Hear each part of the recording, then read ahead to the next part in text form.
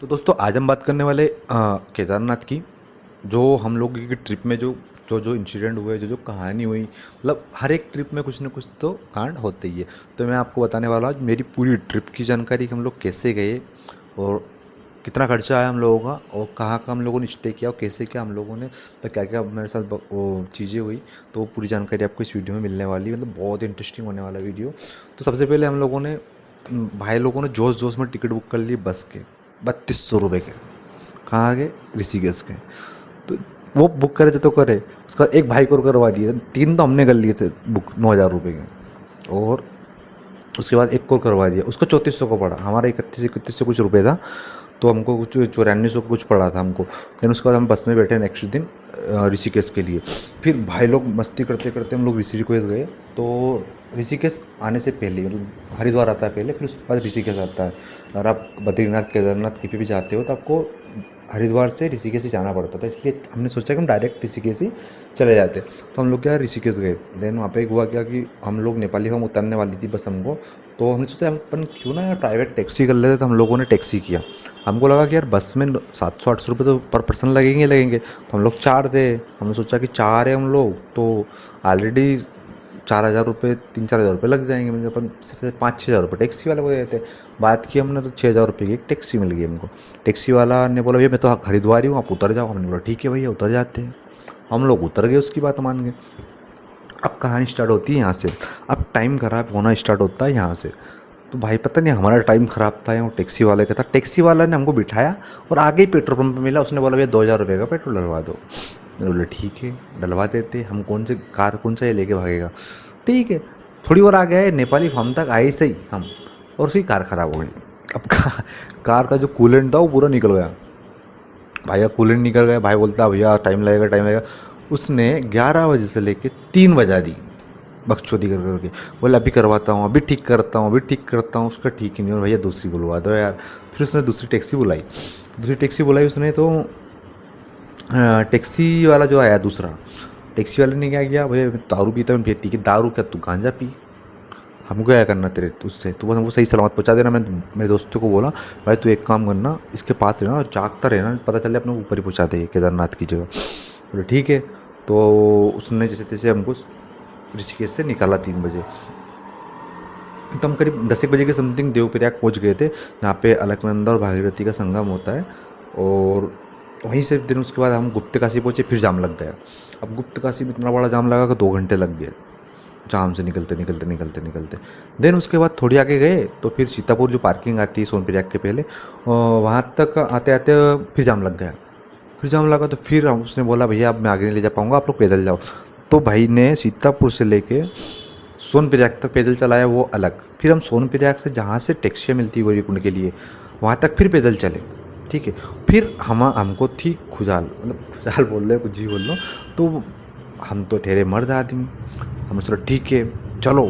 जैसे वहाँ पहुँचे टैक्सी पे तो हम लोग जल्दी पहुँच गए, मतलब वहाँ पे ज़्यादा जल्दी भी नहीं जाना रहता है। तो 6 बजे से कुछ टैक्सी स्टार्ट होती थी, हम लोग पहुँच गए 4 बजे।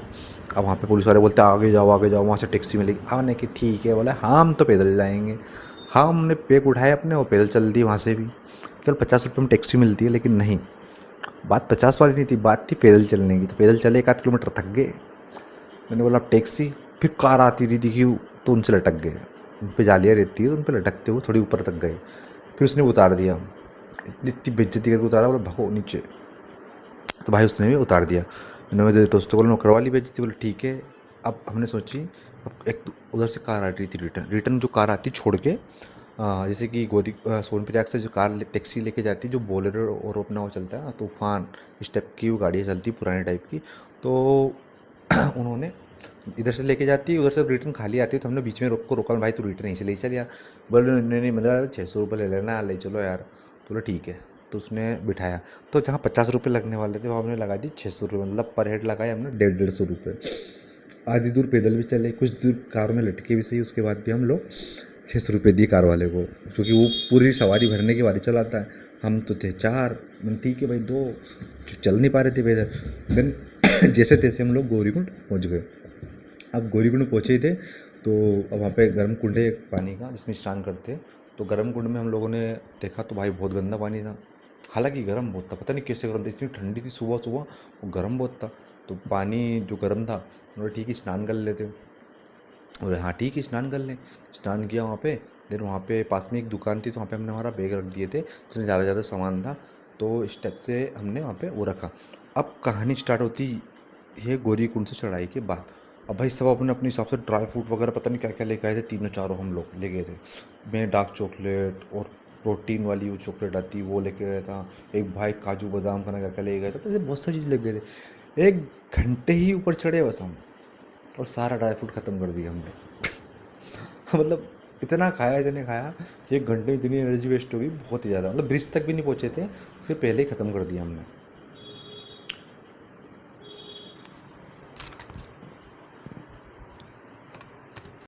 तो भाई इस टाइप से क्या हुआ, हम लोगों ने अब कहाँ से गौरीकुंड से चढ़ाई स्टार्ट कर दी थी, और पूरा ड्राई फ्रूट ख़त्म हो चुका था हमारा 1 किलोमीटर चलने के बाद ही। अब साले सारे खच्चर वाले, हाँ खच्चर वाले पहन लो। भाई वो तुम अगर नहीं हटोगे तुमको फेंक, तुम्हारे ऊपर चढ़ाते हुए ले जाएंगे खच्चर को। वो नहीं देखते तुम इंसान हो, उनको बस वो खच्चर पहुँचाना ऊपर जल्द से जल्द बस। हर दिन भर में 2 या 3 राउंड लगाने की वो लोग कोशिश करते हैं। इस वजह से वो नहीं देखते इंसान है, बच्चा है, बुजुर्ग है, वो तो बस चढ़ाते ले जाते हैं। अगर आपको अपनी जान बचाना हो तो आपको साइड से ही चलना पड़ेगा आपको। आप खच्चर वालों से लड़ भी नहीं सकते, वहाँ पे इतने खच्चर वाले रहते हैं। तो भैया जैसे तैसे खच्चर वालों से बचते बचाते पालकी वाले 4 लोग हु कर करके, पालकी वाले साले वो लोग 4 लोग रहते हैं, बिठा बिठा के एक बीच में बिठा लेते एक पालकी वाले, और वो लेके चलते हैं उनकी तो अलग साइड दो। मतलब वो खच्चर और पालकी, पिट्ठू वाले, मतलब वहाँ के बस, उसके बाद कार, और अपना रोड रोलर। मतलब रोड रोलर तो नहीं बोल सकते, हाँ मतलब वहाँ के खच्चर को आप तुलना कर सकते हो बस से, और वहाँ के पालकी वाले की तुलना कर सकते हो आप कार से, और वहाँ के पिट्ठू वाले की तुलना कर सकते हो बाइक से।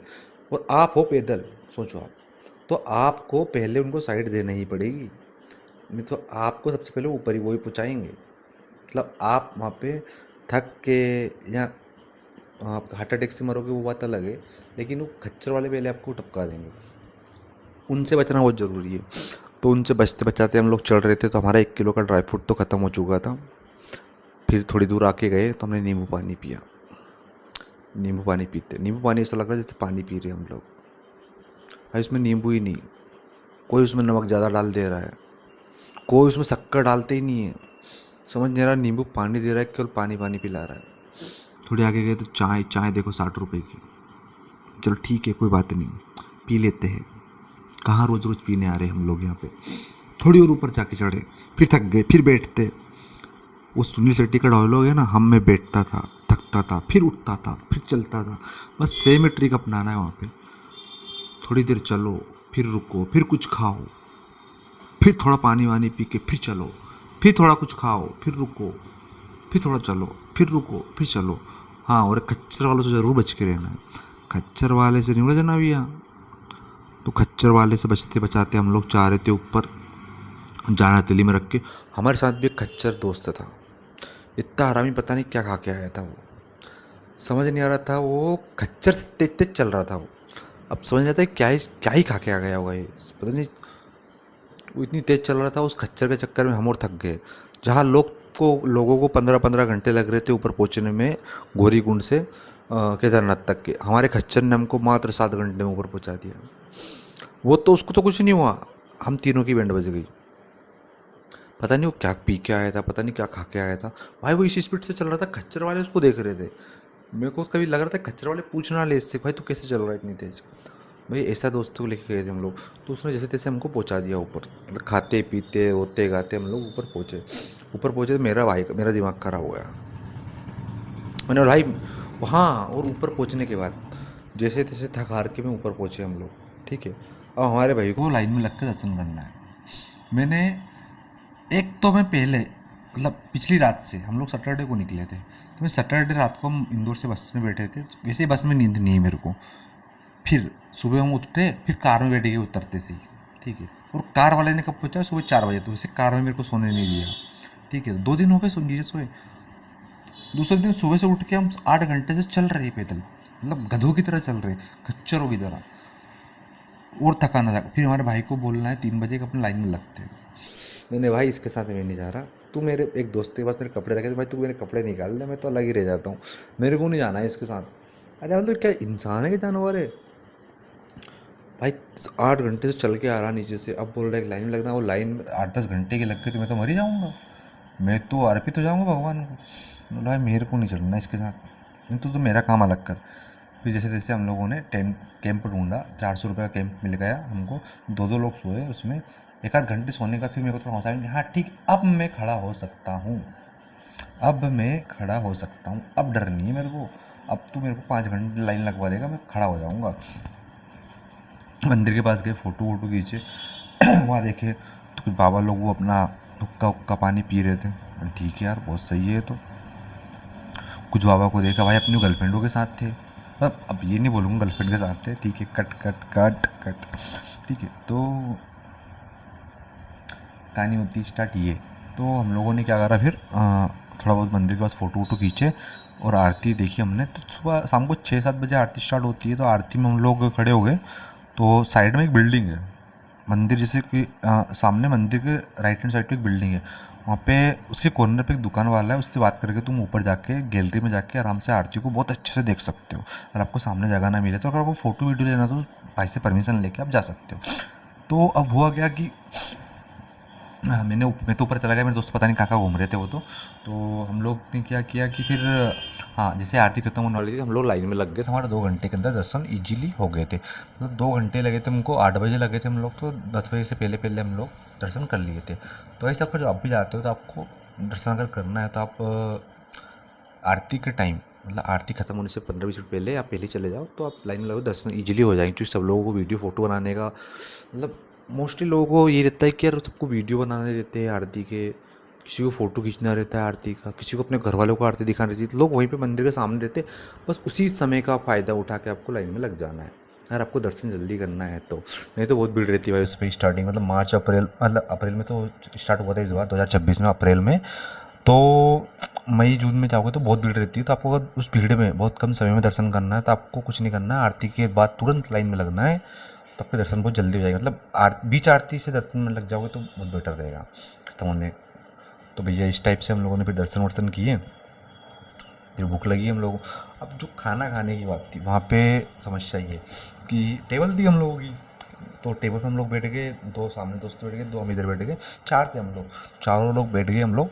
तो खाना खाने लगे, तो खाना खाते खाते क्या हुआ, एक राजस्थानी फैमिली है, उनके कुछ लोग थे, तो उसमें से 2 लोग एक्स्ट्रा बच रहे थे, उनकी टेबलों पे आ नहीं पा रहे थे वो लोग।